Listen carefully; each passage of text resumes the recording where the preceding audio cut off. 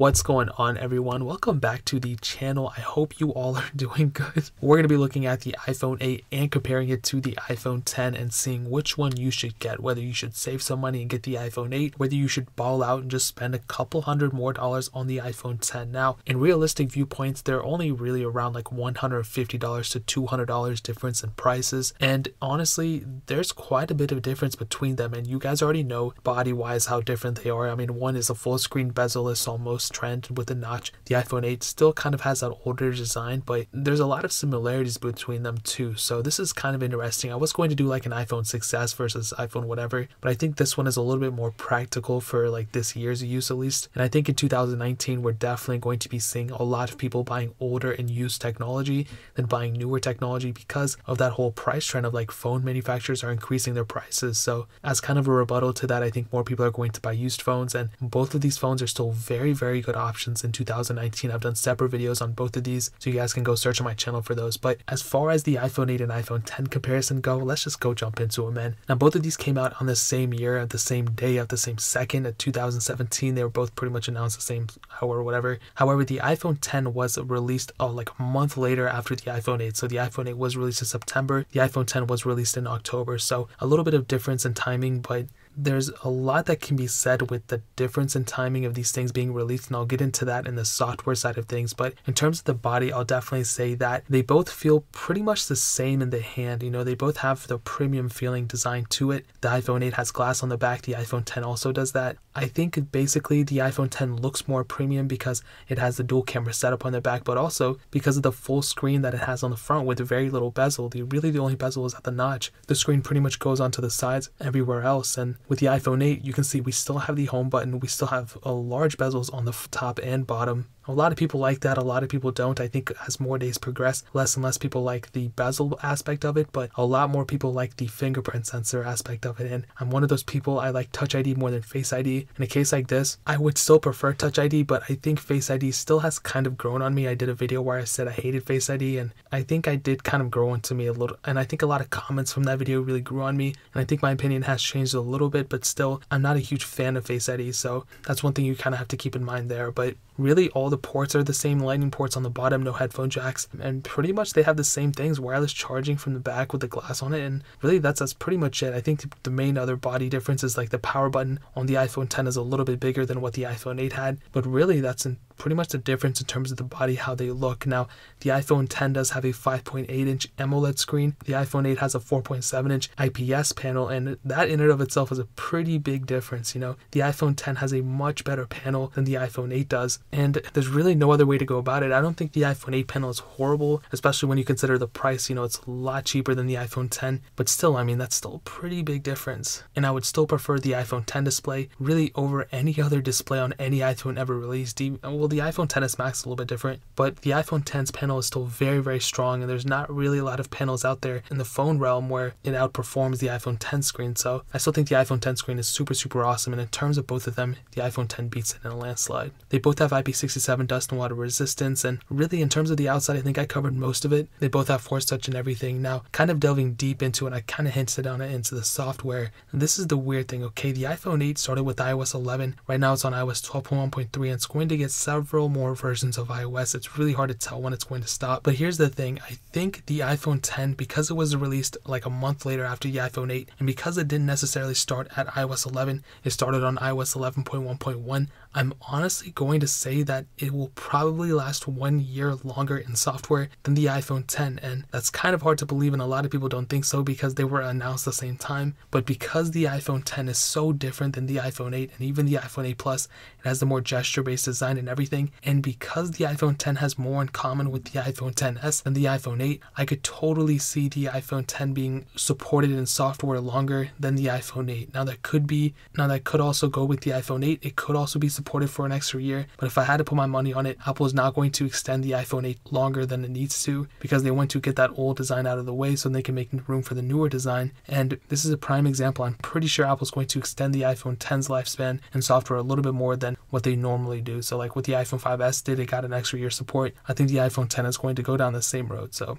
kind of sad news. I could be totally wrong, but that's kind of what I'm thinking of in terms of the software. Now, moving on to the performance aspect, they actually have a lot in common here too. So they both have the Apple A11 Bionic chip, both have hexa-core CPUs. One is clocked higher on the iPhone 10 than it is on the iPhone 8, and the iPhone 8 has 2 gigs of RAM where the iPhone 10 has 3 gigs of RAM. And I'll be honest, like performance on both of these phones are super solid. The iPhone 8 still holds its own, and if I wasn't comparing them side by side, I would probably have assumed their performance would probably be the same. But because, you know, right now the iPhone 10 is my main phone, it's what I use every single day, I can probably say it's safe to assume that the iPhone 10 is faster, as it should be. When these things were released, the iPhone 10 would cost like hundreds of dollars more than the iPhone 8, and I don't think the iPhone 10 is hundreds of dollars better in performance. So that's kind of actually a good thing for the iPhone 8, I think, but the performance on both these phones are still super good. If I had to put a number on it, I would say if like the iPhone 10 was like a 10 out of 10 performance, no pun intended, I would probably say the iPhone 8 is like probably a 9 out of 10. I mean, there's nothing really that tells me that it's not good. Maybe the 2 gigs of RAM on a phone that was just released in 2017 isn't that good. Maybe they should have put 3 gigs of RAM in it, but it's okay. I totally understand. They did kind of up that on the iPhone 10R, so the base model does have 3, but that's really my only concern and really my only gripe with this. I think in terms of like overall daily usage performance, I've used the iPhone 8 and iPhone 10 as, I never used the iPhone 8 as a main phone, but I've used it almost every single time I have to make an iOS update and things like that, and I use it all the time, and I can tell you I don't have any problems with the performance in and of itself on both of these phones. The iPhone 8 still holds well, the iPhone 10 still holds well, and I believe I did do a comparison between both of these in the performance aspect with iOS 12, and I found that, yeah, maybe the iPhone 10 is a little bit faster, but really not by much, man. The iPhone 8 can definitely hold its own, and that kind of goes to say with gaming too. You know, casual games run perfectly fine on both these devices, but even heavier intensive games, Real Racing 3 and all these other games, man, they run perfectly fine on both of these devices. So whether you're a light user or a heavy user, both of these phones will be able to handle you just fine. And yeah, maybe if you need a little bit more performance, the iPhone 10 might be that better option, but I think in terms of both, you can't really go wrong with any of these. So like I said, if the iPhone 10 was a 10 out of 10 in performance, the iPhone 8 is probably like a 9 out of 10. It's very close. Now moving on to the battery life, this is kind of interesting because the iPhone 10 does have a much larger battery than the iPhone 8, but I kind of think when it comes down to it, the battery life isn't too crazy between both of them. The iPhone 10 has a 2,716 mAh battery, the iPhone 8 has a 1,821 mAh battery, and like I said, they both have wireless charging. But the interesting thing is that when I've used both these devices and everything, I do think that at the end of the day, the iPhone 10 does have better battery life, but I don't necessarily think it like outperforms the iPhone 8s by like a landslide. I would say that if you were to end the day on an iPhone 8 at like 10%, the iPhone 10 you would probably end the day with like 30%, so it is a little bit of difference. You're probably getting 20% better battery life or whatever that number is. Is a night and day difference? It could be. If you're a heavy user, you're definitely going to notice having better battery life on the iPhone 10, but you also have to remember that there's a much bigger screen it has to power. It's pretty much powerful too in terms of performance, more pixels per inch, higher resolution, and when things like that happen, you do tend to see battery life kind of decreasing. But I do think Apple did a pretty decent job at optimizing the battery on it, and I'll definitely say that, like I said, if the battery life on the iPhone 10 is like a 10 out of 10, the iPhone 8 is probably maybe like an 8 out of 10. It's close, but it's not a deal breaker. Like in my opinion, I don't think the battery life is a deal breaker on the iPhone 8. It could have been better, but I really wish both of these phones batteries could have been better, so I don't see it like being a deal breaker for me. I don't think one battery is like 100 times better, but the iPhone 10's battery definitely is noticeably better than the iPhone 8's. Kind of a long-winded answer. I hope that made sense. Now, some other notable things to note. Like I said, both these phones do have IP67 dust and water resistance, so if you're swimming, if you're going by a pool or anything, both these phones will be able to handle you just fine, so that's a really good thing. They both have the same chipset inside, different amounts of RAM though, 2 gigs on the iPhone 8, 3 gigs on the iPhone 10. Both have the Apple A11 Bionic chip though, so that's really cool. I think the main difference you're going to see between these is probably just the way these things look, you know? The iPhone 8 obviously has that bigger bezel design, the familiar design everyone knows, where the iPhone 10 does have that bezel-less design that more people, if you don't love it now, you're going to have to like it in the future. And I think the more important thing to note is the used prices you're going to see. iPhone 10 is not sold in the Apple stores anymore, but the iPhone 8 is, and I believe the iPhone 8s are selling for $599, which is pretty expensive, somewhere along those lines.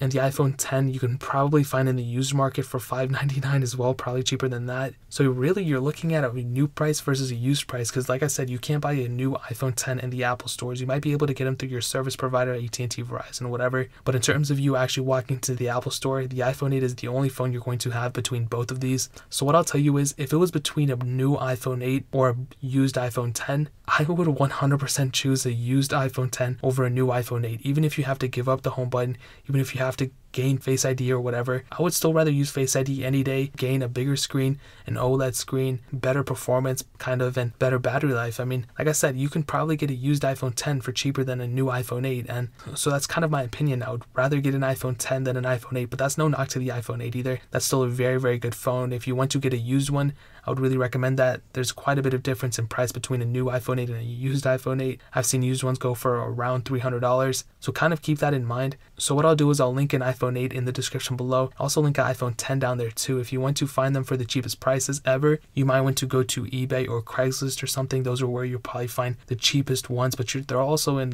probably usually not in the best quality. Sometimes there's something wrong with them, scratches, this and that. On Amazon, I try to find the cheapest ones that are certified refurbished, so they're usually in better quality and they're competitively priced, I've found. And people don't know that Amazon does sell certified refurbished phones, and I've seen some very good priced ones for the iPhone 10. I think they're cheaper than the iPhone 10R, so I'll link the cheapest ones I find on Amazon in the description below, so you guys can go get them from there, and you can help support the channel at the same time so we can make more videos like this and do more giveaways and things like that. So I'd really appreciate if you guys could check those out. But that is pretty much it. If you guys have any questions or anything like that, leave it down in the comment section below. Hit that like button, that'll mean so much, but definitely hit that subscribe button. Every single subscriber that we get really does count, so it'll mean so much if you guys could hit that. Also check out the other links down in the description as well. My Twitter, my Instagram, my second channel, all those links are linked down below. I'd really appreciate if you guys could check it out. But more importantly than everything else, I love every single one of you guys. Hopefully I'll catch you guys in the next video. Peace out till then.